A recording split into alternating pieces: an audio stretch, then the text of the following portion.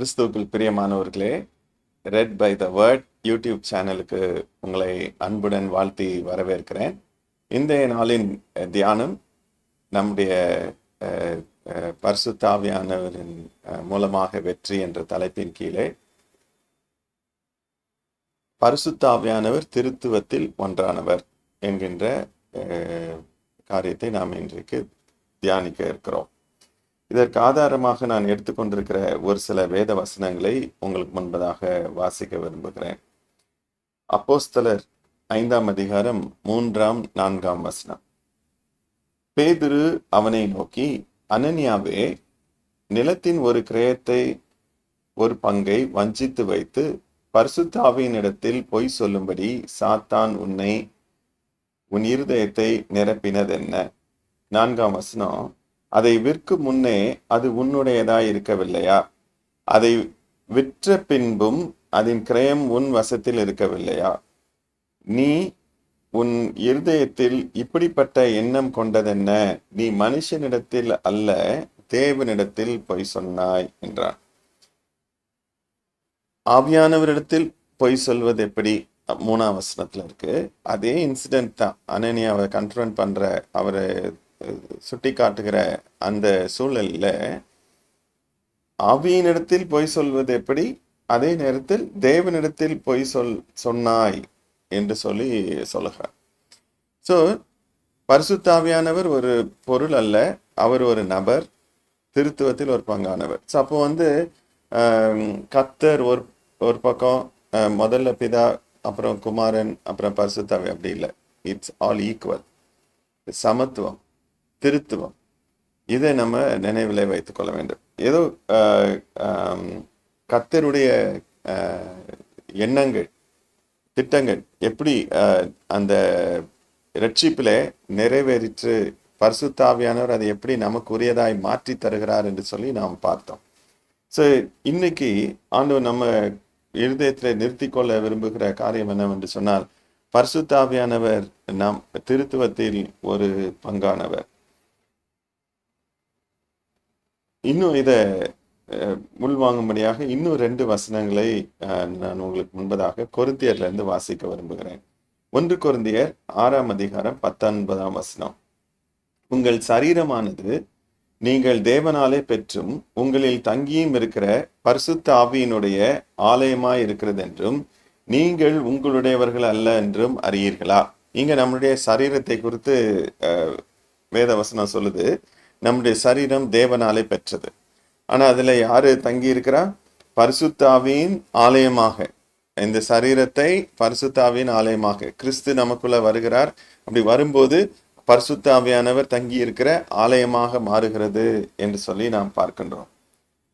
1 கொரிந்தியர் 3:16 நீங்கள் தேவனுடைய ஆலயமாய் இருக்கிறீர்கள் என்றும் தேவனுடைய ஆவி உங்களில் வாசமாய் இருக்கிறது என்றும் அறியாதிருக்கிறீர்களா? நீங்கள் தேவனுடைய ஆலயமாய் இருக்கிறீர்கள். இது எதை சொல்லுது? சபையாக நாம் கூடி வருவது, அதாவது விசுவாசிகள் யாருடைய சரீரத்தை எல்லாம் கிறிஸ்துவுக்கென்று நாம் ஒப்பு கொடுத்திருக்கிறோமோ, நமக்குள்ளாக தேவன் தங்கி இருக்கிறாரோ, பரிசுத்த ஆவியானவர் தங்கி இருக்கிறாரோ, நம்முடைய சரீரம் ஆலயமாக இருக்கிறதோ, நாம் எல்லாரும் கூடி வரும்போது ஆலயங்கள் கூடி வரவில்லை, தேவனுடைய ஆலயமாக கூடி வருகிறோம், தேவனுடைய திரு சரீரமாக கூடி வருகிறோம். அந்த இடத்துல தேவ ஆவி உங்களில் வாசமாயிருக்கிறது. தனிப்பட்ட மனிதனிலே தேவ ஆவியானவர் வாசமா இருக்கிறார். அது தேவனுடைய ஆலயமாய் இருக்கிறது. நாம் விசுவாசிகளாக தேவனுடைய பிள்ளைகளாக கூடி வரும்போது தேவனுடைய ஆலயமா இருக்கிறோம். அங்கேயும் பரிசுத்த ஆவியானவர் இருக்கிறதை நாம் பார்க்கின்றோம். ஸோ அப்போ அது தனிப்பட்ட விதத்திலேயோ சபையிலேயோ திருத்துவம் என்பது ஒன்றாக உயர்த்தி பிடிக்க வேண்டிய ஒரு காரியமாக இருக்கிறது. இன்னொன்று, விடுதலையை குறித்து பார்க்கும் போதும் கூட 2 கொரிந்தியர் 3:17 விதமாய் சொல்லுகிறது. கர்த்தரே ஆவியானவர். கர்த்தருடைய ஆவி எங்கேயோ அங்கே விடுதலை உண்டு. கர்த்தரே ஆவியானவர். கர்த்தர் ஆவியானவர் இல்லாம இங்க எப்படி வருதுன்னா, கர்த்தரே ஆவியானவர். கர்த்தருடைய ஆவி எங்கே உண்டோ அங்கே விடுதலை உண்டு. நமக்கு தெரியும், குமாரன் உங்களை விடுதலை ஆக்கினால் மெய்யாகவே விடுதலை ஆவீர்கள், சத்தியத்தை அறிவீர்களாகி சத்தியம் உங்களை விடுதலையாக்கும். இந்த வசனங்களை எல்லாம் நாம் கேட்டிருக்கிறோம். ஸோ இங்கே விடுதலையை குறித்து பேசும்போது குமாரன் எப்படி விடுதலை ஆக்க கூடுமோ, அஹ், அதே போல பரிசுத்தாவி கர்த்தரே ஆவியானவர், அவர் அங்கே விடுதலையை தருகிறவராக இருக்கிறார். கடைசி 2 வசனங்களை உங்களுக்கு முன்பதாக வைக்க விரும்புகிறேன். இது 1 கொரிந்தியர் 2ஆம் அதிகாரத்துல 11, 12ஆம் வசனம். மனுஷனில் உள்ள ஆவியே அன்றி மனுஷரில் எவன் மனுஷருக்குரியவைகளை அறிவான், அப்படி போல தேவனுடைய ஆவியே அன்றி ஒருவனும் தேவனுக்குரியவைகளை அறிய மாட்டான். நாங்களோ உலகத்தின் ஆவியை பெறாமல் தேவனால் எங்களுக்கு அருளப்பட்டவைகளை அறியும்படிக்கு தேவனிடத்திலிருந்து புறப்படுகிற ஆவியை பெற்றோம். பாத்தீங்களா, இங்க உலகத்தின் ஆவி தேவன் ஆவி தான் வித்தியாசப்பட்டிருக்கிற ஒழிய தேவனும் ஆவியானவரும் வித்தியாசப்படுத்தப்படவில்லை.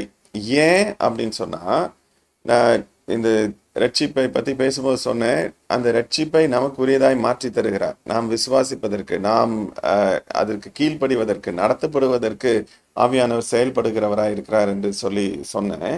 இங்கே பாத்தீங்கன்னா, மனுஷனுடைய ஆவிதான மனுஷனுடையவைகளை புரிந்து கொள்ள முடியும். அப்போ தேவனுக்குரியவைகளை புரிந்து கொள்ள வேண்டும் என்று சொன்னால், மனிதர்களாகி நாம் புரிந்து கொள்ள வேண்டும் என்று சொன்னால், பரிசுத்த ஆவியானவர் மூலமாக நமக்கு வெளிப்படுத்தப்படும்படி கர்த்தர் சித்தம் கொண்டிருக்கு. அது தேவனுடைய திட்டம். இதுல நம்ம ஏற்றத்தாழ்வு வேண்டாம். ஆண்டவருடைய முறைமை அதை நாம் முன்பதாக வைக்க வேண்டும். நாம் செயல்பட வேண்டும். இங்க எப்படி நம்ம பார்க்கணும்? ஓகே, நான் இப்ப பரிசுத்த ஆவியற்ற போகணுமா, கர்த்தர்ட்ட போகணுமா, இந்த குழப்பம் நமக்கு வேண்டாம். ஆனால் ஆண்டவருடைய வார்த்தை சொல்லும் போது, இங்க பரிசுத்த ஆவியானவர் சொல்லும் போது, ஓகே பரிசுத்த ஆவியானவர் கொஞ்சம் கம்மி அப்படி நம்ம எடை போட வேண்டாம். இல்லை என்றால் அவர் ஒரு அக்கினி என்று அவரை பொருளாக நம்ம இது பண்ண வேண்டாம். இல்லை அவரை பொருட்படுத்தாமல் நாம் இருக்கவும் வேண்டாம். அப்ப என்ன செய்யணும்? நம்ம அந்த திருத்துவத்தை பார்க்க வேண்டும். அங்க வேதத்துல கர்த்தர் போட்டிருக்கிறதா, பிதா என்று போட்டிருக்கிறதா, குமாரன் என்று போட்டிருக்கிறதா, பரிசுத்தாவி என்று போட்டிருக்கும் போதும் கூட அவர்களுடைய தன்மைகளை திருத்துவத்திலே நாம் பார்க்க கற்றுக்கொள்ள வேண்டும். ஸோ இந்த நாளிலே ஆண்டவருடைய சமூகத்திலே இந்த வார்த்தைகளை கேட்டுக்கொண்டிருக்கிற உங்களை குறித்து நான் கேட்கின்றேன். ஆவியானவருக்கு நாம் கொடுக்கிற கனம் எப்படி? அது திருத்துவத்திலே ஒன்றான கனமாக இருக்கிறதா, சமமான கனமாக இருக்கிறதா? இரண்டாவது, அவர் நம்மை ஆலயமாக மாற்றிருக்கிறார். நாம் தேவனுடைய ஆலயம் அப்படின்னு சொல்லும்போது பரிசுத்த ஆவியானவர் நம்மளிலே தங்கி இருக்கிறார். தனிப்பட்ட விதத்திலும் சரி, சபையிலும் சரி, அவரை நம்ம எப்படியாக நாம் கனப்படுத்துகிறோம், அந்த பரிசுத்த ஆவியானவரை எப்படி நம்ம கனப்படுத்துகிறோம் என்று சொல்லி பார்க்கணும். மூன்றாவதாக நாம் சிந்தித்து பார்ப்போம். மனுஷனுடைய ஆவியினால நம்ம இந்த வேத வசனங்களை எல்லாம் ஆராய்ந்து பார்க்க முடியாது. கர்த்தருடைய ரகசியங்களை, கர்த்தருக்குரிய தேவ ராஜ்யத்திற்கு அடுத்த காரியங்களை குறித்து நாம் புரிந்து கொள்வதற்கு பரிசுத்த ஆவியானவர் நம்மோடு இருக்கிறார்.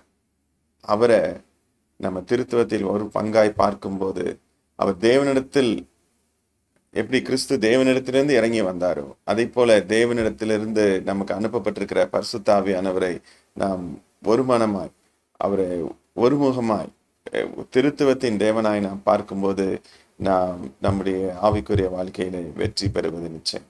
கண்களை மூடி ஆண்டவரை நோக்கி பார்ப்போம். தகப்பனே, இந்த நாளிலும் நீர் எங்களோடு கூட ஆண்டவரே பேசின வார்த்தைகளுக்காக நாங்கள் நன்றி செலுத்துகிறோம். இந்த வார்த்தைகள் எங்களுக்குள்ளாக கிரியை செய்யட்டும். நாங்கள் உம்மிலும் உம்முடைய வார்த்தை எங்களிலும் நிலைத்திருக்கும்படி எங்களை விட்டு தருகிறோம். ஆண்டவரே, இந்த வசனங்கள் எங்களை மறுரூபப்படுத்தட்டும். ஆண்டவரே, பரிசுத்த ஆவியானவரை நாங்கள் எந்த விதத்திலும் குறைத்து மதிப்பிடாதபடிக்கு எங்களுடைய வாழ்க்கையில ஆண்டவரே நீர் பரிசுத்த ஆவியானவரை கொண்டு அந்த செய்ய இருக்கிற காரியங்களை நாங்கள் பெற்றுக்கொள்ளத்தக்கதாக பரிசுத்த ஆவியானவரை ஆண்டவரே திருத்துவத்தில் ஒரு பங்காக ஆண்டவரே நாங்கள் காண எங்களுக்கு கிருபை தாரும். எங்களை முற்றுமுடிய நம்முடைய கரத்திலே அர்ப்பணித்து இந்த விண்ணப்பத்தை இரட்சகராகிய இயேசுவின் நாமத்தில் ஏறெடுக்கிறோம் எங்கள் ஜீவனுள்ள நல்ல பிதாவே, ஆமென். God bless you all. கர்த்தருடைய வசனம் உங்களிடத்திலே தொடர்ந்து கிரியை செய்யட்டும். தேவனுடைய நாமம் மகிமைப்படும்.